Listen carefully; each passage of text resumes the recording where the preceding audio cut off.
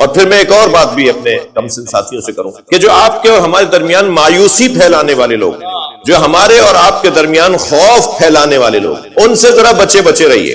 ہاں، اصلاح کے لیے تنقید کرنا اور اصلاحی پہلو نکالنا وہ علیحدہ بات، لیکن ہتھیار پھینکنے کی جو بات کر رہا ہوں اور جو ہار ماننے کی بات کر رہا ہو کہ ہم کچھ نہیں کر سکتے، کچھ نہیں ہو سکتا، یہ والی جو باتیں کر رہا ہو تو سمجھے کہ یا تو اس کی اصلاح کرے اور یا اس سے دور ہو جائے، کیونکہ انسان پہ اثر کر رہا ہوتا ہے. ہم لوگ اثر پذیر لوگ ہیں نا، ہمارے پر اثر ہو رہا ہوتا ہے. ہم تو ایسے دوستوں سے بھی گریز کرنا ہے یا ان دوستوں کو بہتر بنانا ہے. البتہ تقاضا تو یہی ہے کہ دوستی کا تقاضا یہی ہے کہ اس دوست کو بہتر بنایا جائے، لیکن اگر دوست بہتر نہیں ہو رہا تو پھر اس دوست سے اپنے آپ کو بچانا ہے، اپنے آپ کو دور کرنا ہے کہ کہیں وہ ہم پر اثر کرنا نہ شروع کر. ایسے ہی اس سے بھی اپنے آپ کو بچانا ہے کہ جوان میری بات سن رہے ہیں نا، اس سے بھی اپنے آپ کو بچانا ہے جو انتشار پھیلانے کی باتیں کرتا ہو، جو لڑنے کی باتیں کرتا ہو، جو کمزوریوں کو ڈھونڈ کر ان کو پھیلا کر ماحول خراب کرتا ہو.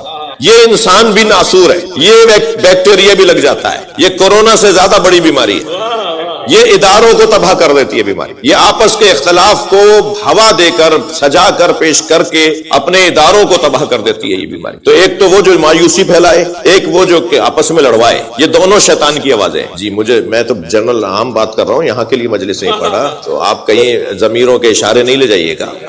مجھے یہاں کا کچھ نہیں پتا، اور جاہل رہنا ہی بعض چیزوں میں اچھا ہوتا ہے. تو میں تو ایک عام بات کر رہا ہوں، ریکارڈ ہو رہا ہے، نہ جانے کہاں دنیا سن رہی ہوگی اور کہاں تک یہ بعد میں مجلس سنی جائے گی. تو ایک اصولوں پر بات ہو رہی، قوانین پر اور عمومی بات. تو مایوسی پھیلانے والا اور لڑائیاں کروانے والا بندہ بھی ہمیں ہدف سے دور کرے گا، مقصد سے دور کرے گا. ہم اثر پذیر لوگ ہیں. ممکن ہے کوئی کیسا مولانا کتنا ہی بولتا رہے، میں تو نہیں لیتا اس کا اثر. یہ نہیں ہو. ہم اثر لیں گے. ہم اثر پذیر بھی ہیں، اثر گزار بھی ہیں. یعنی ہم اثر چھوڑتے بھی ہیں کسی پر اور ہم اثر لیتے بھی ہیں. جس چیز میں ہم مضبوط ہوتے ہیں اس میں اثر گزار ہوتے ہیں، اور جس چیز میں ہم کمزور ہوتے ہیں اس میں اثر پذیر ہوتے ہیں. تو اب ہر شخص کو خود پتا ہے کہ کس چیز میں مضبوط ہوں اور کس چیز میں کمزور ہوں. جس میں کمزور ہے اثر لے گا، مضبوط ہے اثر چھوڑے گا. ہمیں خاص طور پر اہل بیت والوں کو اثر گزار بننا ہے. اور اثر گزار جب بنیں گے کہ جب ہم مضبوط ہو جائیں گے. مضبوطی ہر اعتبار سے مضبوطی کی بات ہو رہی ہے، وہ کردار کی مضبوطی ہو، وہ عبادات کی مضبوطی ہو، وہ انسانی خدمات کی مضبوطی ہو.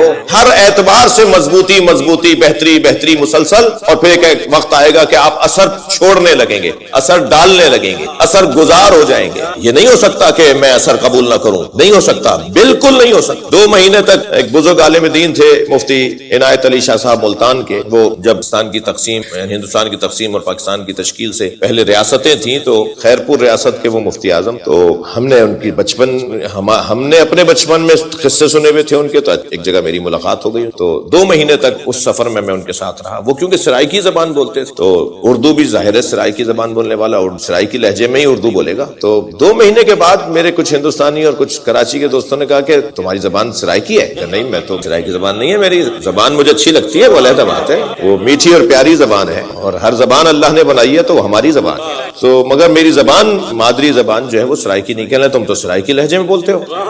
اب کچھ دیر کے بعد مجھے احساس ہوا، کیونکہ میں مفتی صاحب کے ساتھ رہا تو ان کا لہجہ مجھ پہ اثر کر گیا.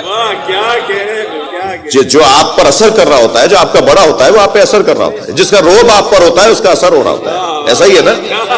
مرزا اسد اللہ غالب دہلی میں ایک محلے سے دوسرے محلے جانے کے لیے انہوں نے تانگا روکا. تانگے والے سے طے کیا کہ اتنے پیسے لوں گا اور اتنی دیر میں پہنچا دوں گا، اور کون سے رستے سے جاؤ گے وہ ساری طے ہو گیا.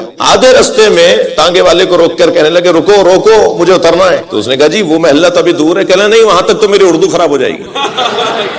ہاں، وہ بول رہا تھا تانگے والا، اور اس کے بولنے سے ان کے اوپر اثر ہو رہا تھا. تو یہ انسان ہے نا بھائی، اثر ہو رہا ہوتا ہے. یہی کچھ کیفیت میرے بچوں آپ کی بھی یہاں پر ہے. آپ جہاں رہ رہے ہیں نا، یہاں کا اثر آپ اس وقت لیں گے جب آپ کمزور ہوں گے. اور اگر آپ مضبوط ہوں گے تو یہاں کا اثر نہیں لیں گے. اب ہمیں مضبوط بنانے کا جو واحد ذریعہ ہے وہ امام بارگاہ ہے.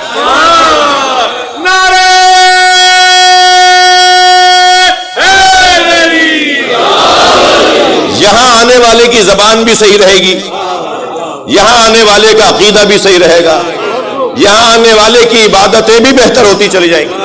لہٰذا یہ سینٹر، یہ امام بارگاہ، یہ مرکز در حقیقت ہمارے دین کا، ہمارے انسانیت کا، ہماری تہذیب کا مرکز ہے۔ اسے جتنا ہم مضبوط بناتے چلے جائیں گے اتنا ہی ہم مضبوط ہوتے چلے جائیں گے۔ تو یہ ہمارے اندر یہ آپ دیکھیں علامہ اقبال کتنا مضبوط وجود تھا کہ جب جرمنی پڑھنے کے لیے گئے تو وہاں تو جرمن زبان میں پڑھائی ہوتی تھی، اقبال نے کہا میں تو انگریزی میں پڑھوں گا۔ اتنا مضبوط طالب علم ہونا کہ جو نظام تعلیمی بدل دے۔ علامہ اقبال کی وجہ سے وہاں پر انگریزی میں تعلیم شروع ہوئی جو آج تک پڑھائی جا رہی، یعنی ان سے پہلے وہاں انگریزی میں پڑھائی نہیں تھی۔ آپ ریسرچ کریں، میں پڑھ رہا ہوں، آپ میری بات کو آپ ریسرچ کریں کہ علامہ اقبال سے پہلے وہاں کون سی زبان میں پڑھائی ہوتی۔ علامہ اقبال کی وجہ سے اور پھر 4 دوست اور ان کے ساتھ ان کی تحریک میں مل گئے، اور پھر جرمنی میں جو انہوں نے ڈاکٹریٹ کیا، پڑھا رہے، اور وہ انگریزی زبان میں انہوں نے پڑھا، انہوں نے کہا جی میں تو اس زبان میں پڑھوں گا۔ اور پھر واپس جانے کے بعد وہاں کی رنگینیاں لیتے نا، واپس جانے کے بعد علامہ اقبال تو اور انقلابی ہو گئے، بڑے مضبوط کلام کہے، بڑی انہوں نے بیداری کے پیغامات دیے، اور ضمیر زندہ کرنے اور معاشرے کو بہتر کرنے کے لیے انہوں نے بڑی نظمیں لکھی۔ تو ہونا تو یہ چاہیے تھا کہ واپس جا کر اور وہ کمزور پڑ جاتے اور ان کے اوپر وہاں کا رنگ چڑھ جاتا، لیکن علامہ اقبال پر وہاں کا رنگ کیوں نہیں چڑھا؟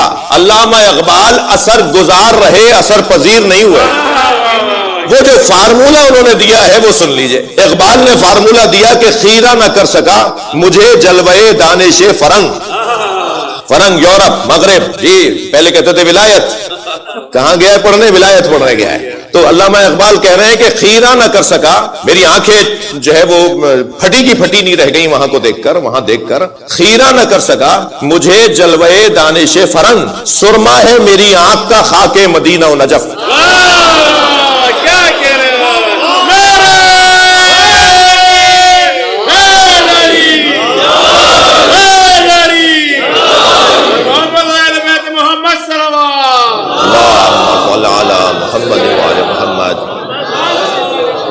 جس کی آنکھ میں مدینے اور نجف کا سرما لگا ہوا، جن کے پاس محمد اور علی ہو،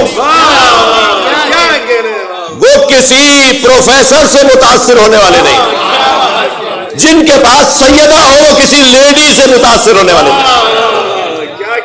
یا تو پڑھا نہیں ہم نے سیدہ کو، اس لیے ہم نے اس کو لے لیا کسی خاتون کو کہ جو بہت دانشور خاتون ہے مثلا کوئی بھی ہے، اور یا ہم نے مولا علی کو اور مولا نبی کو پڑھا نہیں جو ہم بڑے لوگوں سے متاثر ہو گئے۔ تو جس کے پاس اپنا سرمایہ موجود ہو، جس کے پاس اپنا خزانہ موجود ہو، وہ کہیں اور کیوں جا رہا ہے؟ اچھا جب اس خزانے کے ساتھ اس خزانے کو رکھیں گے تو صاف فرق ظاہر ہوگا کہ معلم اول ارسطو نہیں ہے، معلم ثانی فارابی نہیں ہے، معلم اول کو محمد کہتے ہیں، معلم ثانی کو علی کہتے ہیں۔ اس پوری کائنات کا پہلا معلم سرکار کی ذات، جنہوں نے خود حضرت آدم کو بھی پڑھایا ہے۔ اب یہ وہ سنگین بات ہے جو بعض لوگوں کو ہضم نہیں ہوتی۔ معلم ثانی وہ معلم ہے علی کہ جس نے خود فرشتوں کو پڑھایا ہے، جو فرشتوں کا استاد ہو جائے، جو انہیں بتائے کہ تمہیں عبادت کیسے کرنی ہے، تمہیں اللہ کی بارگاہ میں داخل کیسے ہونا ہے، اللہ کی بارگاہ میں حاضر کیسے ہونا ہے۔ جی